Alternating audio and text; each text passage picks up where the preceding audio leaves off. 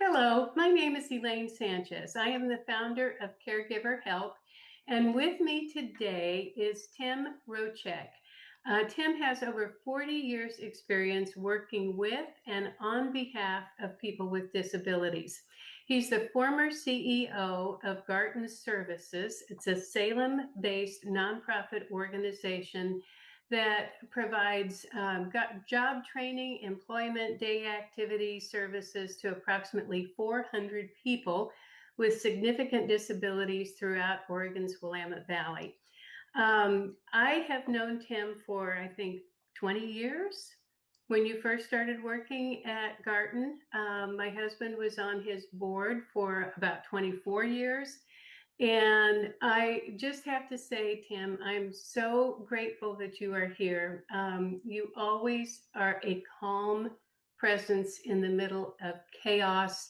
And you've been very helpful to me in understanding some of the challenges and some of the, well, a lot of the services that are available to families that have children with significant developmental disabilities. So welcome. We're going to be doing this series of videos, and today we're going to start with what happens when you think your baby may have a disability. So Tim, welcome, and I'm going to lead with a really hard question for you. Thank you, Elaine. It's really a nice opportunity to be able to share a little bit of information. In my former job, I worked mostly with adults. My most recent job, and in work settings. But I can't tell you how many times some distraught parent found their way to my phone to ask for help because they didn't know where else to go. Yes. And I think the system of services for people with disabilities can be very complicated and intimidating. And one of the great joys that I have is being able to help a parent figure out where to get the help they need for their child. And it's difficult. So it's really nice of you to offer me this opportunity. Well, I know you're going to be giving information that's going to be incredibly helpful to a lot of people.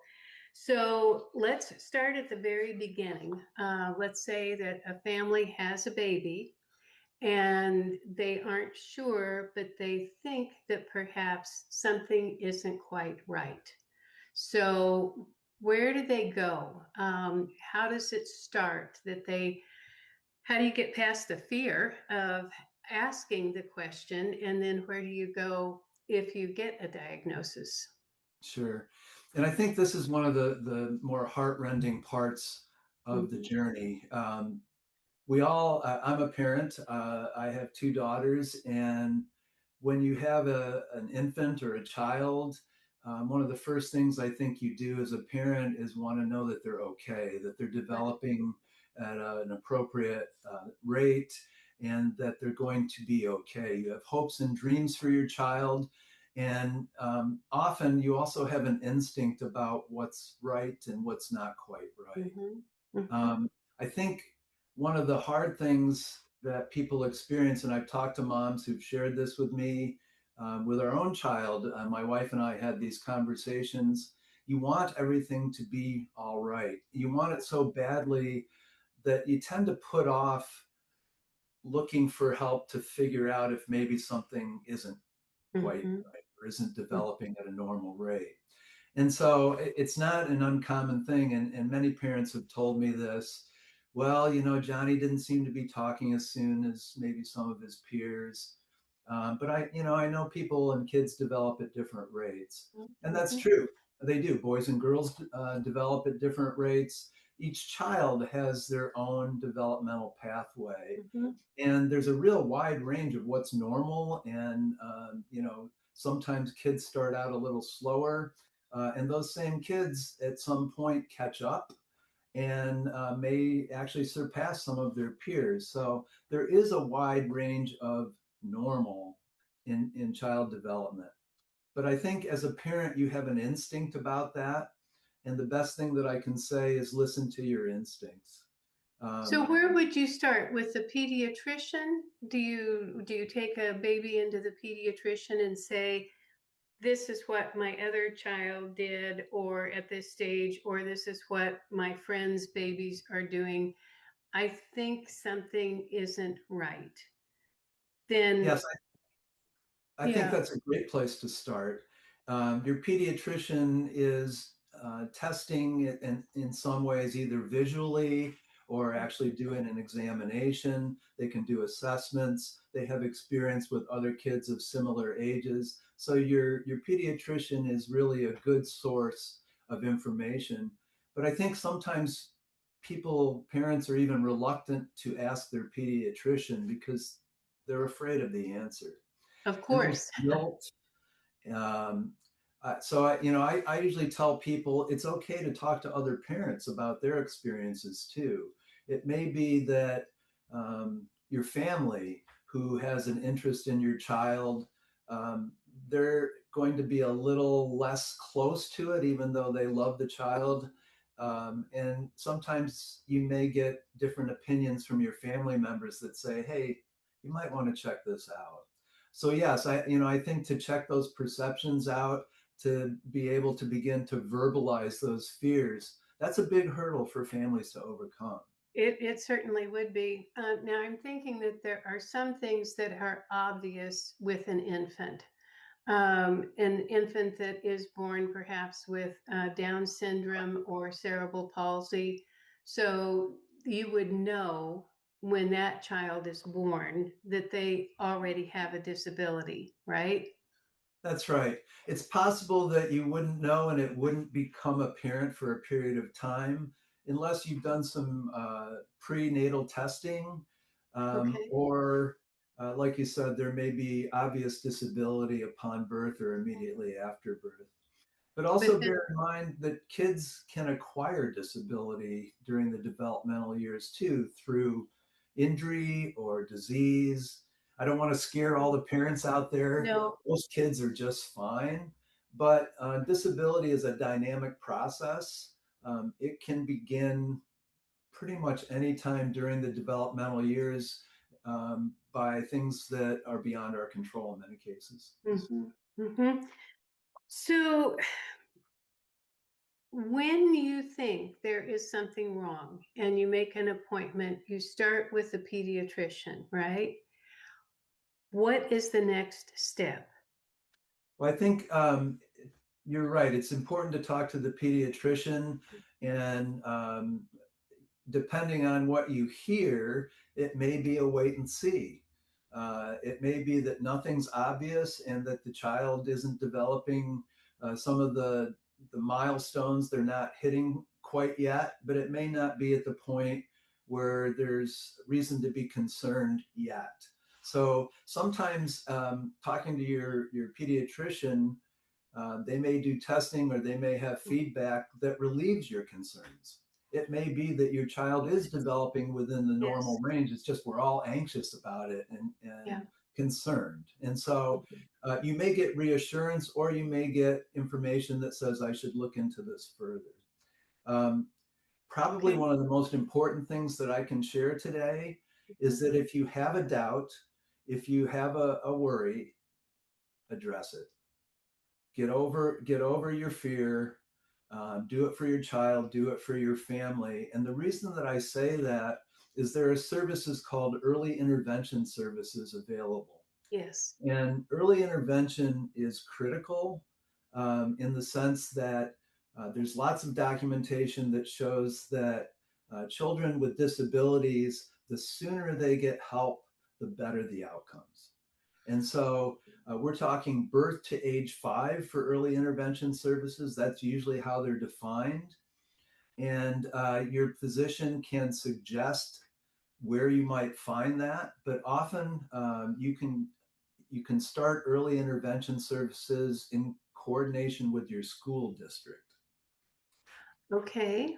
So if you have a child, say 1 year old or 2 year old, and you have recognized and this child has been diagnosed with a certain disability, then do you go to the school or do you go to your to a state agency for help? Where do you start?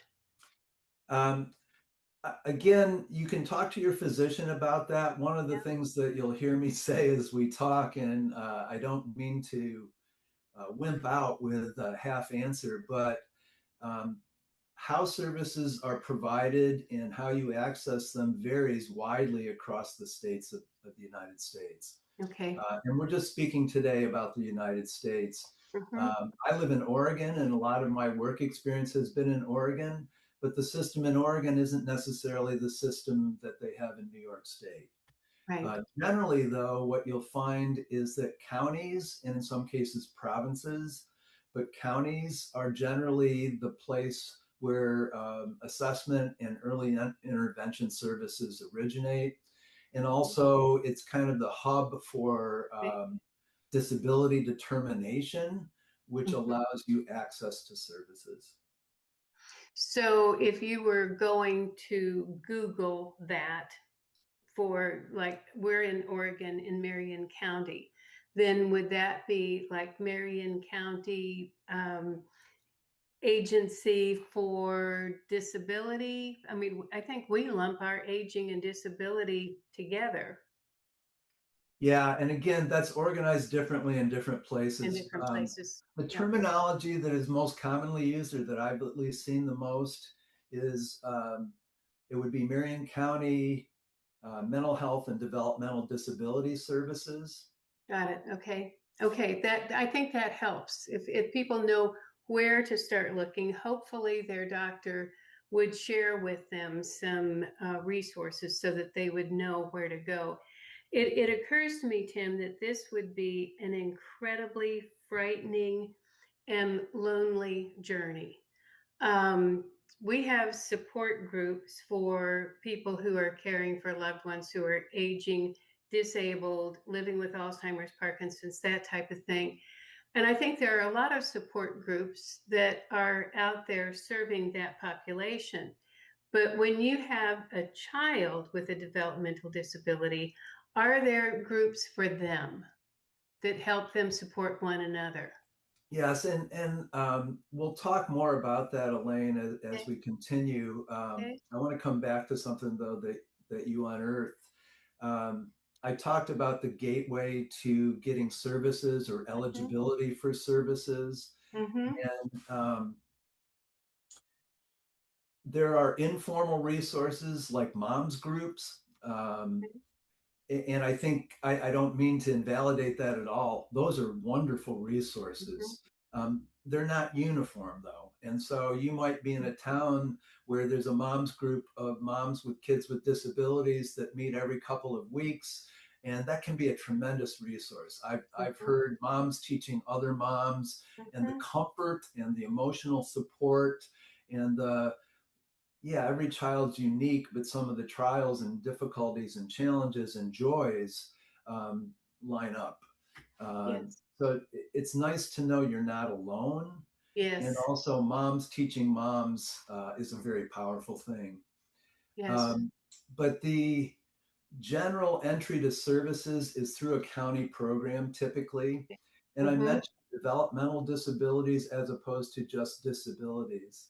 The neat Mm-hmm. thing about the internet today is you can Google disability and hundreds of resources will come up. And Mm-hmm. that's something that wasn't available years ago. Not only was the internet not that rich with information, or Right. maybe even existed in my lifetime, but there weren't that many services at one time. Right. But I'm making a distinction between developmental disabilities and disability generally. And Yeah. that distinction is important in that I could be a person that's gone through my development, gone to college, has a master's degree, and then I have a car accident and a brain injury, Mm-hmm. and I'm a person with disability, and there may be a need for services to help me get back on my feet and Mm-hmm. begin to process information in a good way again. But it's different than a child that has never developed those skills.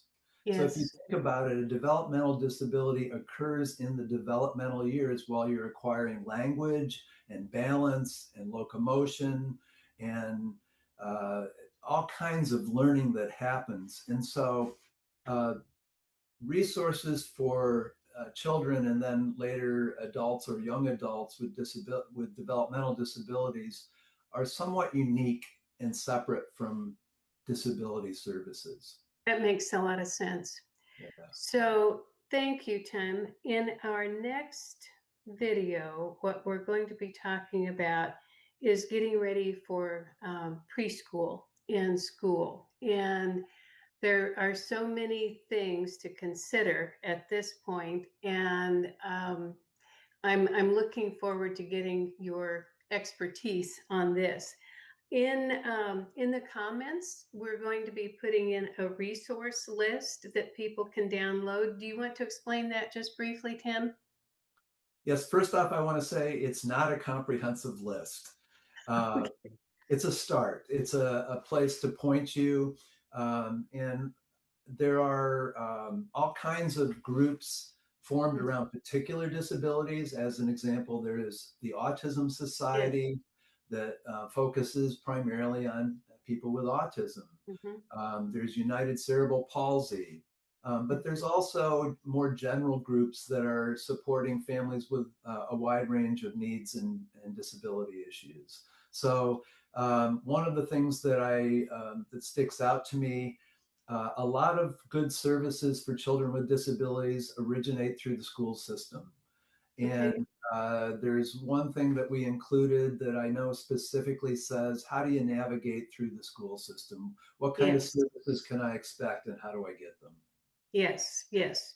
So I think in summary here, the important thing, if you think your child, an infant, or up to, I guess, up to the point they start to school, if you are seeing something that is concerning, try to get past your fear, get an appointment with the doctor, get a diagnosis, and then you can start to make plans for what comes next. So if anybody has another resource that you would like to have added to the list, you can email us at elaine@caregiverhelp.com, and we'll add it to we'll check it out and we'll add it to the list.